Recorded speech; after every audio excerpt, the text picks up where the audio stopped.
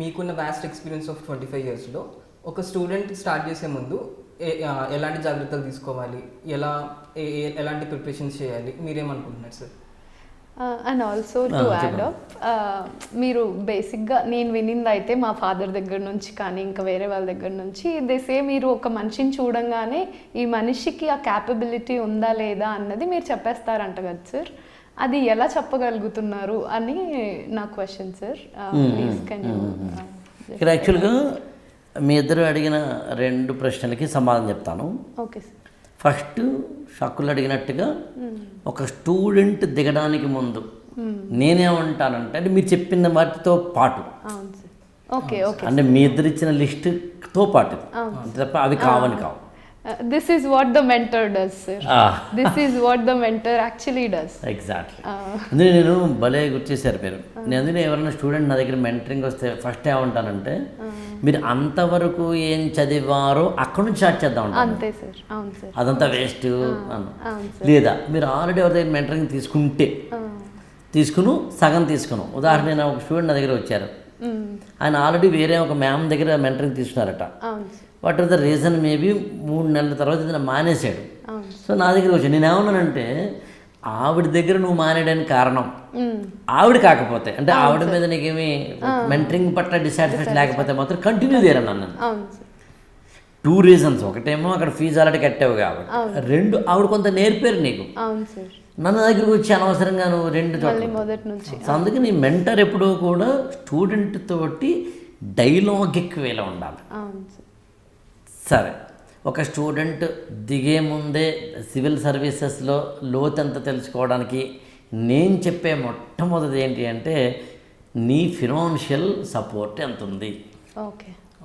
ఎందుకని నువ్వు గ్రాడ్యుయేషన్ అయిపోయిన తర్వాత ఏ జాబు చేయకుండాను, సరే చేసినావు, జాబ్ చేస్తున్నావు, మొత్తం మీద you are aiming at civil services.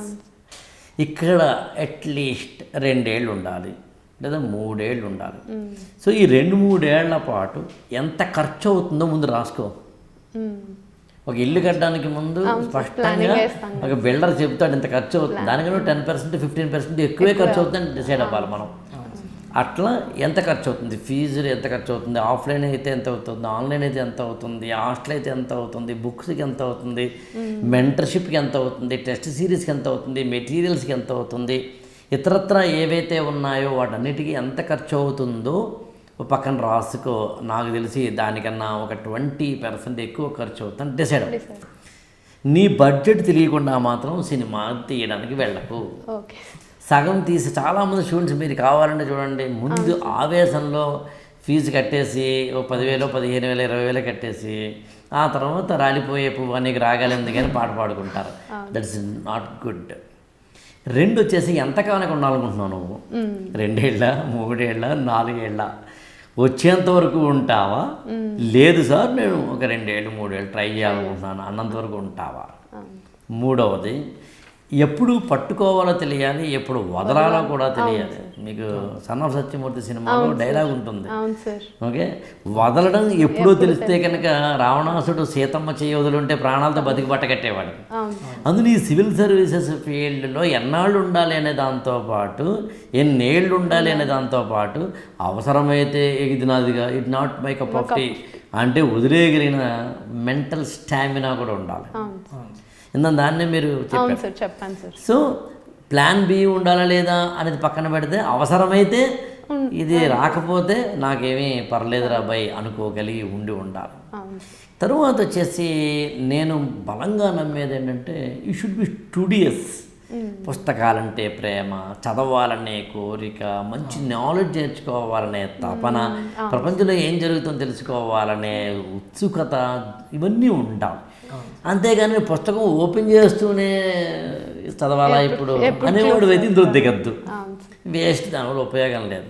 నాకు తెలిసి to the best of my knowledge పుస్తకం నీ ప్రియుడు లేదా ప్రియురాలు అవ్వాలి.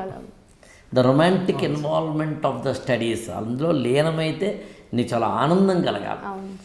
ఇంకా లాస్ట్ది నా నుంచి చెప్పగలిగేది ఏంటంటే, ఒక స్టూడెంట్ ఇందాక మీరు కూడా చెప్పారు యాక్చువల్గా, తన ఐక్యూ లెవెల్ ఏంటో తెలుసుకోగలిగి ఉండాలి. సెల్ఫ్ చెక్, సెల్ఫ్ అనాలిసిస్ ఇది కంపల్సరీ. ఇంకా మీరు అడిగారు ఒక స్టూడెంట్ చూసిన వెంటనే ఎలా చెప్తారు, చూసిన వెంటనే చెప్పడానికి ఇక్కడ ఏమి పామిస్ట్రీ కాదు, న్యూమరాలజీ కాదు, ఫేస్ రీడింగ్ కాదు, లేకపోతే జాతకాలు కాదు, అంజనం వేసి అబ్రకదబ్రాలు కాదు, కామన్ సెన్స్ అంతే, అబ్జర్వేషన్ అంతే. ఒక స్టూడెంట్ తోటి ఒక 15-20 నిమిషాలు నేను మాట్లాడినప్పుడు నేను వేసే కొన్ని ప్రశ్నలు, ఉదాహరణకు ఒక స్టూడెంట్ నా దగ్గరికి వచ్చి కూర్చున్నారు, నేను ఫస్ట్ మీ నాన్నగారు ఏం చేస్తున్నారు అంటాను నేను. సో నేను మీ నాన్నగారు ఏం చేస్తున్నారు అన్నప్పుడు నేను రీసెంట్గా జరిగిన ఎగ్జాంపులే చెప్తాను, కొంచెం టైం తీసుకున్నా సరే. ఒక స్టూడెంట్ నా దగ్గరికి వచ్చారు, నేను మామూలుగా నా దగ్గరికి ఒక స్టూడెంట్ వచ్చినప్పుడు గూగుల్ ఫామ్ ఒకటి ఫిలప్ చేయిస్తాను. నేను రీసెంట్గా జరిగిన ఒక స్టూడెంట్ వచ్చాడు, నన్ను కలవడానికన్నా ముందు గూగుల్ ఫామ్ ఇస్తాను, దాదాపు 40-50 ప్రశ్నలు ఉంటాయి అందులో. ఆ గూగుల్ ఫామ్ను వాళ్ళు ఫిలప్ చేసి ఇస్తే ఆ గూగుల్ ఫామ్ నేను చూసేప్పుడు పర్సనల్ అపాయింట్మెంట్ వీడియో కాల్ కానీ ఇస్తాను, లేదా వీడియో కాల్ కావచ్చు, పర్సనల్ అపాయింట్మెంట్ కావచ్చు. ఒక స్టూడెంట్ వచ్చారు పర్సనల్ అపాయింట్మెంటే, నేను అడిగాను మీ నాన్నగారు ఏం చేస్తారు, అతను నాతో అన్న సమానం చూడండి, నేను ఆల్రెడీ గూగుల్ ఫామ్లో రాశాను కదా సార్. నిజమే పాపం, నేనే అంతే కదా, గూగుల్ ఫామ్లో వాళ్ళ ఫాదర్ ఏంటి గూగుల్ ఫామ్లో రాశాను సార్ నేను ఆల్రెడీ. అవునయా అయినా చెప్పబోయా. తర్వాత మీ మదర్ ఏం చేస్తారు, అది కూడా నిజాన్ని గూగుల్ ఫామ్లో రాసిందే పాపం. సరే అతను చెప్పాడు. తర్వాత ఎడ్యుకేషన్ క్వాలిఫికేషన్స్ ఏంటి, తర్వాత ఆమె ఇప్పుడు ఈ ఆంధ్రప్రదేశ్లో government is from Andhra. Okay sir. So మారింది కదా, అప్పుడే దాదాపు 8 నెలలు 10 నెలలు దాదాపుగా అవుతుంది. So what is your opinion on that? అప్పుడు అన్నాడు సార్ మనకి రాజకీయాలు ఎందుకు సార్ అన్నాడు. సో తర్వాత ఇప్పుడు బుక్స్ ఏమైనా చదువుతావా? చదవను సార్. రోజుకి ఎన్ని గంటలు చదువుతావు? 3 నుంచి 4 గంటల కన్నా చదవలేను సార్. ఇంటర్మీడియట్ ఎంత పర్సంటేజ్ వచ్చింది, డిగ్రీ ఎంత, అదే అతను బీటెక్ ఎంత పర్సంటేజ్ వచ్చింది, క్యాంపస్ రిక్రూట్మెంట్కి ఎందుకు వెళ్ళలేదు, మనకేం రాలేదు సార్. ఇంగ్లీష్ బాగా మాట్లాడగలవా? తెలియదు సార్. ఓకే, ఎన్నాళ్ళు ఇందులో ఉండాలనుకుంటున్నావు నువ్వు? ఇది సివిల్ సర్వీసెస్ ప్రిపరేషన్లో. నేను ఒక 1 year 2 years ఉంటాను సార్. 1 year 2 years తర్వాత మరి రాకపోతే ఏం చేస్తావా? ఎందుకు రా సార్, 2 years వచ్చేస్తుంది కదా. ఇవన్నీ మీరు గమనించండి. ఈ సివిల్ సర్వీసెస్ అనేది 2 ఏళ్లలో రాదని, రాకపోయే అవకాశం ఉందని, ఓకే, రోజుకి 3 గంటలు చదివితే సరిపోదని, పుస్తకాలకు పెద్దగా ఇష్టం ఉండదని, ఇవన్నీ అబ్జర్వ్ చేయడం ద్వారా ఆంధ్రప్రదేశ్లో గవర్నమెంట్ మారితే మనకెందుకు సార్ అన్నాడంటే, అట్లీస్ట్ అంటే సివిల్ సర్వీసెస్ ఫీల్డ్లోకి ఎంటర్ అవ్వడానికన్నా ముందే అతని యొక్క బేసిక్ మన సెల్ ఫోన్ ఫ్యాక్టరీ సెట్టింగ్స్ లాగా ఆ ఫ్యాక్టరీ సెట్టింగ్స్ ఏంటో నాకు అర్థమైతే ఇతను ఎన్ని యాప్లు వేసుకోవాలి, ఎంత మెమరీ కార్డులు వేసుకోవాలి, ఎంత అదనపు సిమ్ లేకపోతే ఎస్డిఎంలో వేసుకోవాలి, ఇన్ని వేసుకుంటే అవ్వడానికి ఎంత ఖర్చు అవుతుంది. అంత ఖర్చు అవుతున్నప్పుడు ఏమో మదర్ ఏమో హౌస్ వైఫ్ అట, ఫాదర్ ఏమో రిక్షా పుల్లరట, ఈ రెండింటికి సరిపోతుందా పాపం? సరిపోకపోతే మరి ఏం చేయాలి? ఇతను ఒక 10,000 5,000 పెట్టి కోచింగ్ జాయిన్ అయిపోయి ఆ తర్వాత మధ్యలో ఆపేస్తాడా? ఇతనికి అసలు పూర్తి పట్టుదల ఉందా లేదా? ఇతనికి ఒక తాడో పేడో తేల్చుకునేంత ఉందా లేదా? ఇందాక మీరు చెప్పినట్టుగా అసలు ఒక మోటివ్ ఏంటి? మా నాన్న అన్నాడని, మా అయ్య చెప్పాడని, లేకపోతే ఎవరో ర్యాంక్ వచ్చారని అనుకుంటున్నాడా? ఇంటర్నల్ మోటివేషన్ ఎంతవరకు ఉంది, అవేర్నెస్ ఎంతవరకు ఉంది, అక్వైంటెన్స్ ఎంతవరకు ఉంది, ఫినాన్షియల్ సపోర్ట్ ఎంతవరకు ఉంది, ఫ్యామిలీ సపోర్ట్ ఎంతవరకు ఉంది, అసలు అతనికి రిసీవింగ్ కెపాసిటీ ఎంతవరకు ఉంది, ఆర్గ్యుమెంట్గా మాట్లాడుతున్నాడా, అడామెంట్గా మాట్లాడుతున్నాడా, సబ్మిసివ్గా మాట్లాడుతున్నాడా, సరెండరే మాట్లాడుతున్నాడా, సెల్ఫ్ కాన్ఫిడెన్స్తో మాట్లాడుతున్నాడా, కమ్యూనికేషన్ స్కిల్ ఎలా ఉంది, క్లారిటీతో మాట్లాడుతున్నాడా, బీటింగ్ అరౌండ్ ద బుష్ మాట్లాడుతున్నాడా, అతని బాడీ లాంగ్వేజ్ ఎలా ఉంది, అతను వచ్చిన విధానం ఎలా ఉంది, అతను వేసుకున్న షర్టు లేకపోతే ప్యాంటు షర్ట్ ఎలా ఉంది, అసలు ఏ ఫార్మల్ డ్రెస్లో వచ్చాడు, ఏ ఇన్ఫార్మల్ డ్రెస్లో వచ్చాడు, అతను వచ్చిన తర్వాత ఏ విధంగా నా రూమ్లోకి వచ్చాడు, ఇన్ని రకాలుగా అబ్జర్వ్ చేస్తే నేనే కాదు మీరు కూడా చెప్పచ్చు.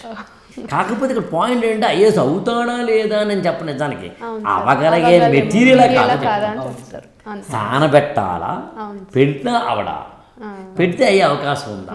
అందుకు నేను ఏమంటానంటే ఐఏఎస్ అవుతాడా లేదా అనే దాంట్లో ఇతను మెటీరియల్ అవునా కాదని చెప్పడం మాత్రమే కాదు, ఒకవేళ ఐఏఎస్కి ఇతను సూటబుల్ మెటీరియల్ కాకపోతే నేను ఏ ఫీల్డ్లో అతను ఎదుగుతాడో చెప్తాను.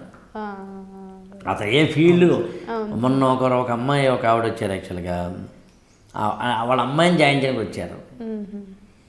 ఆవిడ చెప్పడం మొదలుపెట్టారు. ఆవిడ ఎప్పుడు ప్రిపేర్ అయ్యారట. She's house wife. ఓకే. నేను చెప్పాను, ఆవిడ ఒక అరగంట గంట మాట్లాడుతున్నారు యాక్చువల్గా ఆ అమ్మాయి వాళ్ళ మదరును. నేను చివరిలో ఆ మదర్కి ఏం చెప్పానంటే, ఏమన్నా మీరేమనుకోనంటే, ఇవాళ ఎలాగో యూట్యూబ్లో ఏవో ఉన్నాయి, లేదా మీరు ఉండేది హైదరాబాద్, వాళ్ళు హైదరాబాద్లోనే ఎనీ కోచింగ్ సెంటర్లో కంటెంట్ రైటర్గా కానీ, కౌన్సిలర్గా కానీ, ఫ్యాకల్టీకి పనిచేయాలి ఆవిడ, బట్ కౌన్సిలర్గా కానీ, కంటెంట్ రైటర్గా కానీ, లేదా స్టూడెంట్స్కి గైడెన్స్ ఇచ్చే ఒక గైడ్గా కానీ, ఏదైనా కోచింగ్ సెంటర్లో జాయిన్ అయితే మీకు నెలకు ఒక 40,000 వస్తాయమ్మా అన్న. ఆవిడ అదేంటి సార్ మీరు ఎలా చెప్పగలరండి? సరే ఎలా చెప్పగలను తర్వాత చూద్దామమ్మా, ఎందుకంటే ఆవిడ అంతకుముందు ప్రిపేర్ అయ్యారు. ఆవిడకి మన general studies, economics, geography, NCERT పుస్తకాలు, Laxmikanth book, Ramesh Singh book, economic survey అంటే ఏంటి, బడ్జెట్ అంటే ఏంటి, ఇవన్నీ తెలుసు. వాళ్ళ అమ్మాయిని జాయిన్ చేసేందుకు ఆవిడ గత 4 ఏళ్ళుగానో 3 ఏళ్ళుగానో ఆమె బీటెక్ ఫస్ట్ ఇయర్లో ఉండగానే ఈవిడ ఆల్రెడీ నాకు తెలిసి పుస్తకాలు చదవడము, రాయడము, చూసుకోవడము, నేర్చుకోవడము, తెలుసుకోవడము, ఎవరు ఏంటో అడగడము చేస్తున్నారు ఆవిడ. సో కూతురునేమో కోచింగ్లోను, ఈవిడేమో కోచింగ్లో ఫ్యాకల్టీగాను గైడ్గాను నిజంగానే జాయిన్ అయ్యారు ఆవిడ మొన్న. సో ఇవన్నీ ఏంటంటే అబ్జర్వేషనే. ఇందాక మీరు అన్నట్టుగా నిన్ను నువ్వు అబ్జర్వ్ చేసుకో, లేదా నువ్వు ఒక గురువుకి సరెండర్ అయితే ఆయనైనా అబ్జర్వ్ చేసి పెడతారు. కానీ ఆ జెన్యూనిటీ ఉందా లేదా గురువుకి అన్నదే పాయింట్. అట్లా అది నేను ఎప్పుడు కూడా నా దగ్గరే జాయిన్ అవ్వడం ఎప్పుడు అన్నాను. నా ఇన్నేళ్లలో నాకు తెలిసి ఎప్పుడూ కూడా నా దగ్గరే జాయిన్ అవ్వండి అనే పదం 99% నేను వాడినా. ఎవరైనా ఒకళ్ళిద్దరు ఈ మెటీరియల్ నాకే సూట్ అవుతారంటే మాత్రం నేను ఒక స్టెప్ దిగైనా సరే మీరు నా దగ్గరే జాయిన్ అవ్వండి అని చెప్పి కొంచెం నొక్కి చెప్తాను. 2 ఉంటాయి యాక్చువల్గా. సో ఇవన్నీ తెలుసుకుంటే సివిల్ సర్వీసెస్లో దిగే ముందే లోతు తెలుసుకుంటే కనుక ఖచ్చితంగా ముందుగా తెలుసుకో, మునిగే లోతెంతో కడదాకా సాగదు వేట నట్టేట మునిగాక, కాబట్టి తెలుసుకుంటే బాగుంటుంది. షాకూల్ అండ్ నాగమణి గారు కొంతమంది గ్రూప్ డిస్కషన్ చేస్తారు యాస్పిరెంట్స్, కొంతమంది రూమ్ తలుపులన్నీ వేసేసుకుని రూమ్లో కూర్చొని చదువుతారు, కొంతమంది ఏమో స్టడీ హాల్కి వెళ్ళి చదువుతారు, కొంతమంది అఫ్కోర్స్ ఇప్పుడు లైబ్రరీ కాన్సెప్ట్ తగ్గింది, బట్ లేదా లైబ్రరీకి వెళ్ళి ఏదో చెట్టు కింద కూర్చుని. కోర్స్ ఇందులో ఏది బెటర్ అనేది నేనేమి అడగట్లేదు, ఎందుకంటే ఎవరి యొక్క దాన్ని బట్టి. బట్ సివిల్ సర్వీసెస్ ఫీల్డ్లో వీటిలో ఏది అప్రోప్రియేట్ అని మీరు నమ్ముతారు? ఫస్ట్ నాగమణి గారు మీరు చెప్పండి.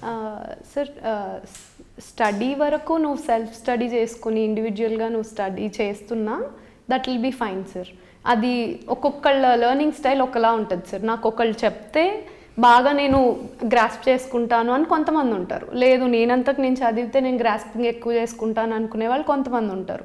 సో నీ స్టడీ స్టైల్ పక్కన పెడితే when you are writing for the exam, నువ్వు అపియర్ అవ్వాలి అనుకుంటున్నప్పుడు you will have to have group discussions, because నీ దగ్గర ఒక పర్స్పెక్టివ్ ఉంటుంది. గ్రూప్ డిస్కషన్కి అవతల వాళ్ళు కనుక మనతో సమానమైన నాలెడ్జ్ లేని వాళ్ళు కనుక దొరికితే అప్పుడే ప్రమాదం కాదంటారా?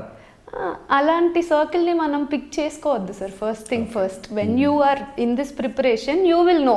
ఇప్పుడు నీకు క్లాస్లో 600 మెంబర్స్తో నువ్వు కూర్చున్నావు సార్, కానీ నీకు 600 మెంబర్స్తో ఇంటరాక్షన్ ఉండకపోవచ్చు, నీకు 6 మెంబర్స్తోనే ఉండొచ్చు. కానీ ఆ 6 మెంబర్స్లోనూ నీకు తెలుసు ఎవరు డెడికేటెడ్గా వర్క్ చేస్తున్నారు టువర్డ్స్ దేర్ గోల్, ఎవరు దీన్ని లైట్గా తీసుకుంటున్నారు. నేను ఇందాక చెప్పాను కదా సార్, నువ్వు ఎంత ఇన్స్పైర్ అవుతున్నావు each and every passing day in this preparation అన్నది చాలా important. When you are with them you will know ఎంతవరకు వీళ్ళు డెడికేట్ చేస్తున్నారు వాళ్ళ టైంని అని. సో అలాంటి వాళ్ళనే మనం పిక్ చేసుకుని ఈ ప్రిపరేషన్లో ఫ్రెండ్స్గా కానీ లేకపోతే కొలీగ్స్గా కానీ పెట్టుకుంటే ఇట్ విల్ హెల్ప్. కానీ అలాంటి వాళ్ళు ఎవరు దొరకకపోతే ఏంటి అంటే అజంప్షన్ జస్ట్ అజ్యూమ్ చేస్తే అప్పుడు ఏం చేయాలి? అలాంటప్పుడు ఇంకా మనకు మెంటర్ అన్న వాళ్ళని మనం ఎలాగో పెట్టుకోవాలి అని ముందు నుంచి ఫిక్స్ అయి ఉంటాం కాబట్టి our mentor will be our group discussion partner. ఇప్పుడు మెంటార్ అంటే వాళ్ళు ఏదో పెద్ద ఇదేంటి గురువులాగా మాత్రమే నీకు ఉంటారని కాదు కదా. They will be your friend, they will be your critic, anything that is possible for you to reach your goal, that will be the mentor, that will be the guide. Guide అన్నది వాళ్ళు చేసే duty అది కాబట్టి అప్పుడు mentorship కానీ guidance కానీ తీసుకున్నది help అవుతుంది. ఓకే, లేని పక్షంలో గ్రూప్ డిస్కషన్కి మంచి గ్రూప్ డిస్కషన్ చేసి కూడా నువ్వు మెంటర్షిప్ అయితే ఉండాలి, ఖచ్చితంగా అంటే మెంటర్స్ ఒక ఉండాలి. మంచి టీం Team దొరికితే ఉండాలి. ముగ్గురు నలుగురు అవును గ్రూప్ సార్. డిస్కషన్ చేసుకోవచ్చు అంట. అంతే, అవును సార్. ఓకే, మీరేమంటారు? అంతే sir, it's highly subjective sir. ఇప్పుడు గ్రూప్ డిస్కషన్స్ అనేవి నా పర్సనల్ ఒపీనియన్లో అయితే చాలా ఇంపార్టెంట్ సార్. తను చెప్పినట్టు పర్స్పెక్టివ్స్ అనేది ఎక్స్చేంజ్ చేసుకుంటాము, మనకి కొత్త ఇన్ఫర్మేషన్ తెలుస్తుంది. అండ్ మోర్ ఓవర్ నా పర్సనల్గా అయితే అంటే నాకంటూ ఒక గ్రూప్ అయితే ఉన్నారు సార్, నాకైతే లక్కీగా దొరికారు.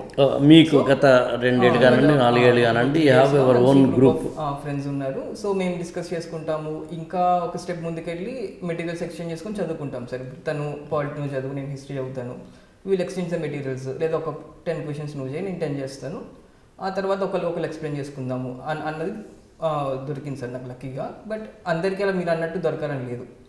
సో దొరికితే వెళ్ళండి గుడ్ సార్, మన ఏదైతే లెవెల్లో ఉన్నామో అంతే క్వాలిటీగా గ్రూప్ దొరికితే ఓకే సార్. లేదు అనుకుంటే we have the option of mentorship sir. Okay, మీరేమనుకుంటారు సార్? అంటే ఇప్పుడు గ్రూప్ డిస్కషన్స్ చేయటం బెటరా, లేకపోతే ఇండివిజువల్గా మాత్రమే చదువుకోవాలా? ఎవరి పర్స్పెక్టివ్స్ వాళ్ళతోనే పెట్టుకొని they have to be secretive even about their studies. చాలామంది అలా ఉంటారు సార్. ఈ ప్రిపరేషన్లో నేను చూసాను చాలామందిని, నేను చదివింది నీకెందుకు చెప్పాలి, నేను చదివింది నేను తీసుకుంటాను, నేనే పెట్టుకుంటాను, నీకెందుకు నీతో నేను డిస్కస్ చేయాలి అన్న మెంటాలిటీ ఉన్న వాళ్ళు కూడా ఉంటారు. So what is your take on it sir? నేనేమంటానంటే గ్రూప్ డిస్కషన్ అయినా, సెల్ఫ్ స్టడీ అయినా, అంటే సెల్ఫ్ ఎగ్జైల్లో ఉండి స్టడీ అయినా, లేకపోతే ఎక్కడికి ఏదైనా ఒక స్టడీ హాల్కి వెళ్ళి అయినా, ఫస్ట్ నో యువర్ సెల్ఫ్ అంటాను నేను. కొంతమంది ఆడియో లెర్నర్స్ ఉంటారు, కొంతమంది విజువల్ లెర్నర్స్ ఉంటారు, కొంతమంది ఆడియో విజువల్ లెర్నర్స్ ఉంటారు. నేను చదివిన దాన్ని నీకు చెప్పడం ద్వారా, అంటే 2-3 చెప్పడం ద్వారా నాకు క్లారిటీ పెరిగేవాళ్ళు కొంతమంది ఉంటారు. మేము చదువుకునే రోజుల్లో ఒక 4-5 ఉండేవాళ్ళం. కేఎన్వి ప్రసాద్ అని ఒక ఆయన, జోసెఫ్ అని ఒక ఆయన, రామచంద్రారెడ్డి అని చెప్పి ఆయన చాలా పెద్ద ఫేమస్ అడ్వకేట్, ఆయన ఉండేవాళ్ళం. నేనేం చేసేవాడిని, పొద్దునుంచే చదువుకుని మధ్యాహ్నం 3 ఆ ప్రాంతానికి కూర్చుని నేను చదివిందంతా వాళ్ళకి ఎక్స్ప్లెయిన్ చేసేవాడిని. అలా ఎక్స్ప్లెయిన్ చేయడం ద్వారా ఏమవుతుందంటే నాకు క్లారిటీ పెరుగుతుంది, నాకు మెమరీ డెవలప్ అవుతుంది, నాకు కాన్సెప్చువల్ క్లారిటీ వస్తుంది. This is one of the learning, వాళ్ళకి ఉపయోగపడుతుంది ఆఫ్ కోర్స్. కానీ ఇలాంటి టీం దొరకపోతేను, లేదా ఇక్కడ చాలా జాగ్రత్తగా చెప్పాలనుకుంటున్నాను నేను, ముందు నీ నేచర్ తెలుసుకో. నువ్వు ఎవరో చెబితే విని ఆ అనాలిసిస్ని, ఆ పెర్స్పెక్టివ్ని అర్థం చేసుకునే స్టూడెంట్వా, లేదా నీకంటే ఒక క్రియేటివ్ ఒక ఇన్స్టింక్ట్ ఉందా? You first know yourself. ఇందులో ఉండే సాధక బాధకాలు తెలుసుకో. ఒక 3-4 నువ్వు గ్రూప్ డిస్కషన్ చేస్తున్నావు, నువ్వు మాత్రమే మాట్లాడుతున్నావా, వాడు కూడా మాట్లాడుతున్నారా? వాళ్ళు ఎక్కువ మాట్లాడితే నువ్వు వింటున్నావా, నువ్వు ఎక్కువ మాట్లాడితే వాళ్ళు వింటున్నారా? సమానంగా సమవుజ్జి ఉందా? ఏదో కయ్యానికి వియ్యానికి సమవుజ్జి ఉండాలి అంటే ఉందా? చెక్ చేసుకో. నువ్వు కొంతకాలం పాటు జర్నీ అయిన తర్వాత వీళ్ళతో నీకు మిస్అండర్స్టాండింగ్ వస్తే బ్రేకప్ అయిపోతాయి కనుక, అప్పుడు నువ్వు నీ ప్రిపరేషన్ మీదనే అది ఎఫెక్ట్ పడే అవకాశం ఉందా చెక్ చేసుకో. అప్పుడు మళ్ళీ కొత్త టీంని వెతుక్కోవాలా. ఈ ప్రాసెస్లో కొంతమంది డామినెంట్ పర్సనాలిటీస్ ఉండొచ్చు, నిన్ను కానీ వాళ్ళు నొక్కేస్తున్నారా. కొంతమంది ఈగోయిస్టిక్ పర్సనాలిటీస్ ఉండవచ్చు, నువ్వు ఏదో ఇండో అమెరికన్ రిలేషన్స్ మీద ట్రంప్ 2.1 నువ్వు ఏదో చెప్పడం మొదలు పెడితే వాళ్ళ ఈగో హర్ట్, అంటే ఈగో అంటే ఏడు నాకన్నా బాగా చదువుతున్నాడా అని అనుకుని వాడు ఏదో నిన్ను కొంచెం నెగిటివిటీలోకి తీసుకెళ్ళచ్చా. నువ్వు బాగా చదువుతున్నావు అని చెప్పి వాళ్ళకి ప్రెజడిస్, అసూయ ఇంకొకటి వచ్చి నిన్ను కానీ వాళ్ళు కార్నర్ చేస్తారా. ఇవన్నీ వద్దురాబోయ్ అనుకుంటే ప్రశాంతంగా స్టడీ హాల్కో లేదా రూమ్లోకో చదువుకో. అందుకు నిన్ను నువ్వు తెలుసుకోవడం ద్వారా మాత్రమే ఇక్కడ అవుతుంది. నేను దానికి కూడా ఏమంటానంటే, you approach your mentor, ask him or her what is my take to go or enter this study group or group discussion. Ma'am or sir నాకు చెప్పండి, నేను ఏం చేస్తే బెస్ట్ అని చెప్పి అడగండి. ఇందాకన్నా మీరిద్దరు అన్నట్టుగా మెంటార్తోటే డిస్కస్ చేయండి. అంతే సార్, మెంటార్తోటే మీరు కొత్త పర్స్పెక్టివ్ చెప్పమని అడగండి. అట్లా బట్ ఇన్ జనరల్ నేను ఏమంటానంటే నా వ్యక్తిగతం అది పూర్తిగా నేను ఎప్పుడు ఏనాడు గ్రూప్ డిస్కషన్ లేను. నేను చదువుకి నేను దాన్ని చెప్పినట్టుగా కేఎన్వి ప్రసాద్, జోసెఫ్, లేకపోతే ఇందాక నేను చెప్పినట్టుగా ఎస్వి నారాయణ, లేకపోతే కనుక రామచంద్రారెడ్డి అడ్వకేట్, వీళ్ళందరికీ కూడా నేనే చెప్పేవాడిని. వాళ్ళు మాట్లాడేదానికన్నా నేను అప్పుడు కూడా టీచర్ని అనమాట. నాకు తెలియదు, తర్వాత నేను టీచర్ని అవుతున్న తర్వాత అర్థమైంది నాకు. సో నాకు చెప్పడమే ఎందుకంటే నేను చెప్పడానికి కొన్ని 100 పుస్తకాలు, 100 పెర్స్పెక్టివ్ చదివి రెడీగా ఉంటాను నేను. అందులో అది that was not a group discussion. Group discussion అంటే ఓ రోజు ఒక టాపిక్ తీసుకుని దాని మీద అందరూ మాట్లాడతారు. సో అలా చూసినప్పుడు గ్రూప్ డిస్కషన్ అయినా, ఇతరులకు మనం చెప్పడమైనా, ఇతరులతో మనం మాట్లాడటమైనా, లేదా వాళ్ళ పెర్స్పెక్టివ్ మనం వినడమైనా, వాళ్ళు ఎప్పుడు వచ్చి మనం అర్థం చేసుకోవడమైనా, లేదు మెంటార్తో మన డిస్కషన్ అయినా, ఏదైనా ఎండ్ రిజల్ట్ ఏంటంటే అది నీకు ఉపయోగపడేది అయి ఉండాలి. అది ఉపయోగపడినప్పుడు మాత్రం వేస్ట్ అయిపోతుంది. ఇప్పుడు షాకులు నాగమణి గారు కొంతమంది ఇలా ఫీల్డ్లోకి వస్తారు, అలా ఏస్ అయిపోతారు. 1 year ప్రిపరేషన్లో 2 yearsలో మ్యాక్సిమం 2.5 yearsలో కాస్త అటు ఇటే మాట్లాడేది. కొంతమంది వస్తారు, ప్రిపేర్ అవుతారు, జెన్యున్గా. ఇక్కడ మనం మాట్లాడుతుంది జెన్యున్ స్టూడెంట్స్, ఆడుతూ పాడుతూ 3-4 ఏళ్ళు కాదు, యాక్చువల్గా 6-7 ఏళ్ళు కూడా పట్టేస్తున్నాను. 6 to 7 years. నా క్వశ్చన్ ఏంటంటే, మీ ఇద్దరు మొత్తం జర్నీ చూసున్న students come faculties come content developers, ఈ ప్రాసెస్లో షాకులు మీరు ఫస్ట్ చెప్పగలరా, ఎందుకని కొంతమంది వెంటనే ర్యాంక్ తెచ్చుకుంటున్నారు, ఎందుకు కొంతమంది వెంటనే ర్యాంక్ తెచ్చుకోలేకపోతున్నారు? అవును సార్, కారణం. సో ఎలాగైతే మీరు ఫేమస్గా ఒక 4 ఆస్పెక్ట్స్ చెప్తారో నేను కూడా అదే బిలీవ్ చేస్తాను సార్.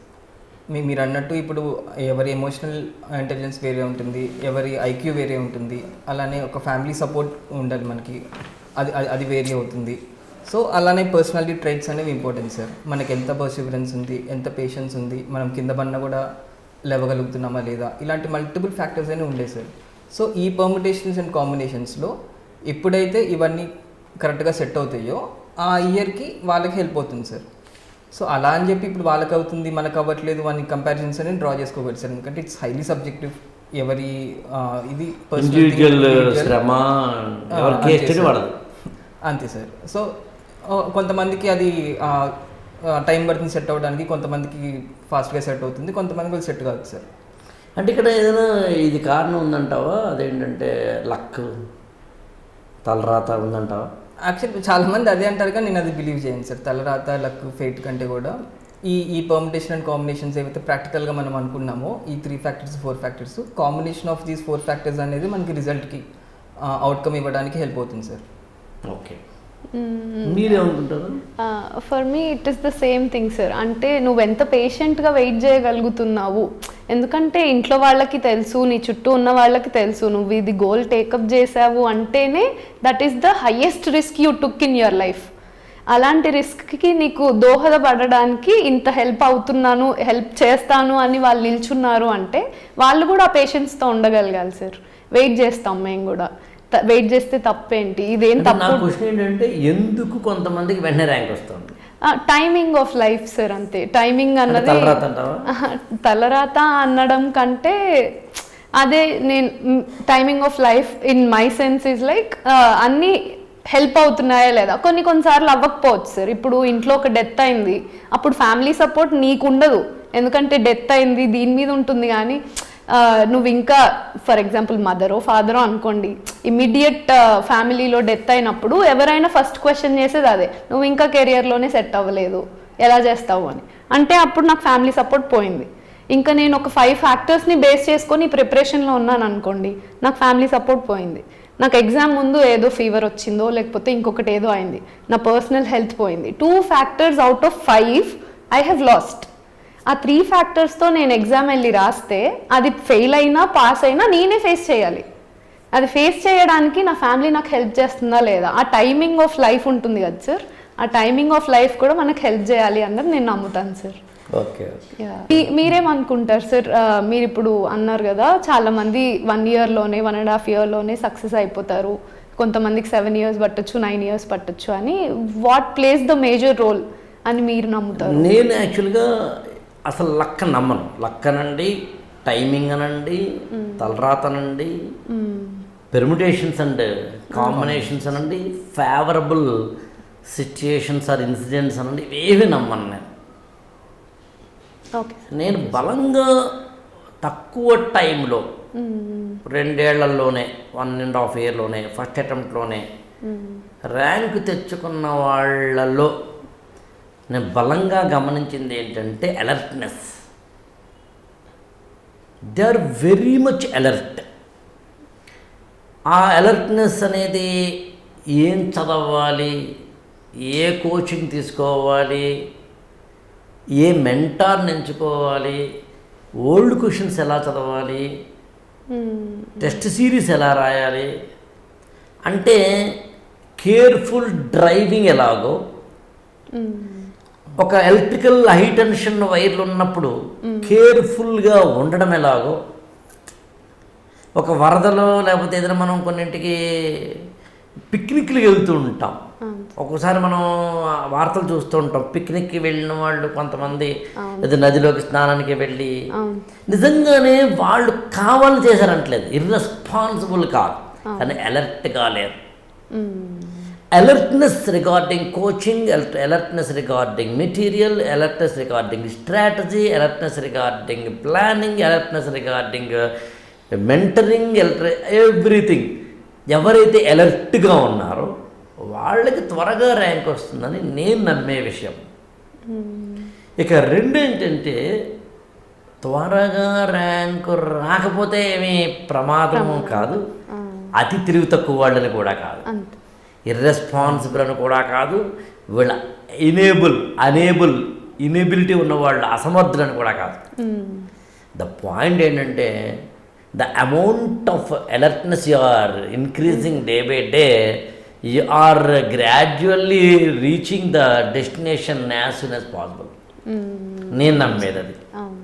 ఇక్కడ ఇంకొకటి ఏంటంటే ప్రతి ఒక్క వ్యక్తికి కూడా ఒక ఇన్నేట్ ఎబిలిటీ ఒకటి ఉంటుంది.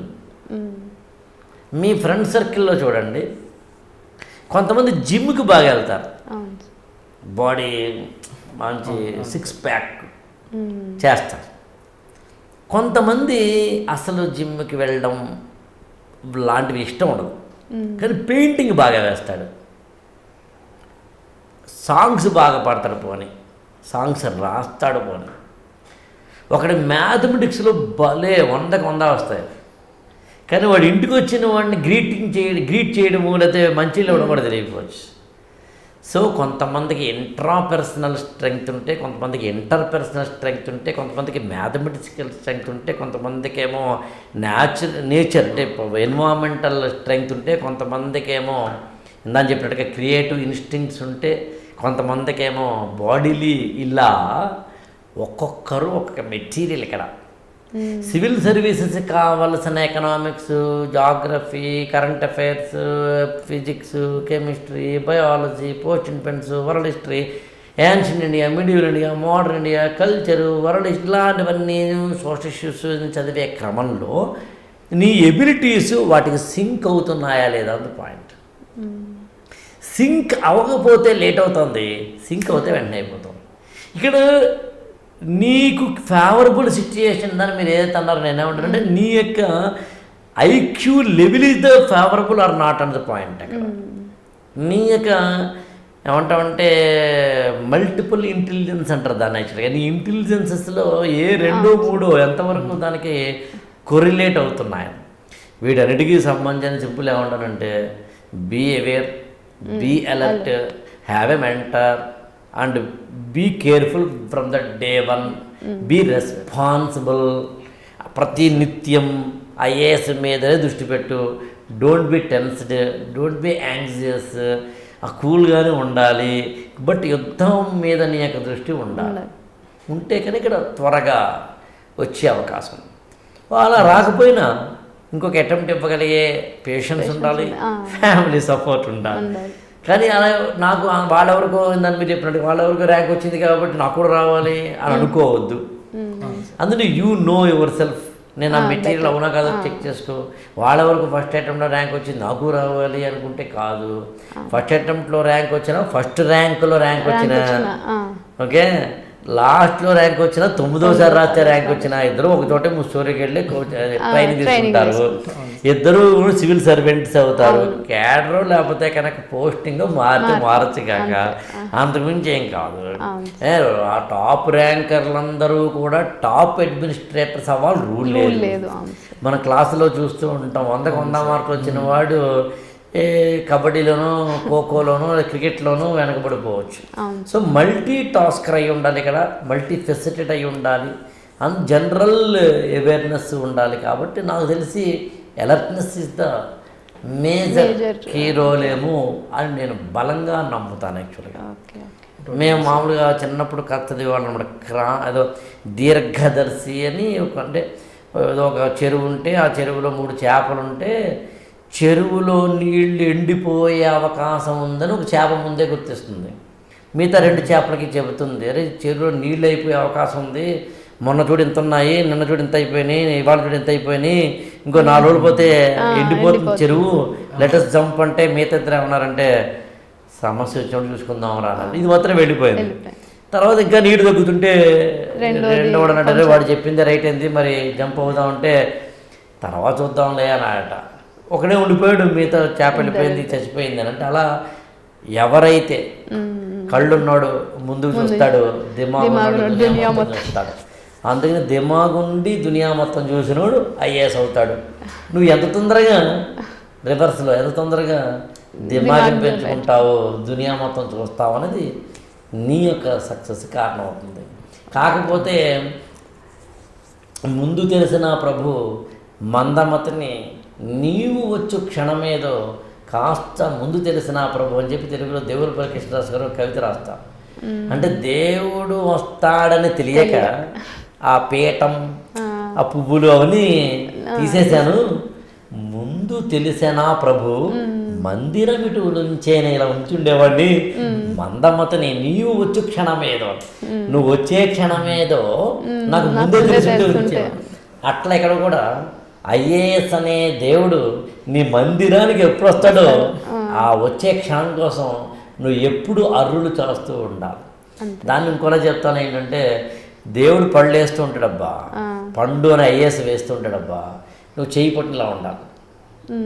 ఆయన వేసి పెడదామంటే ఎప్పుడు వేస్తాడో తెలీదు, వేయట్లేదు ఈ మధ్యకాలంలో అని వదిలేస్తే అప్పుడే. అందుకని alertness is the only main medicine.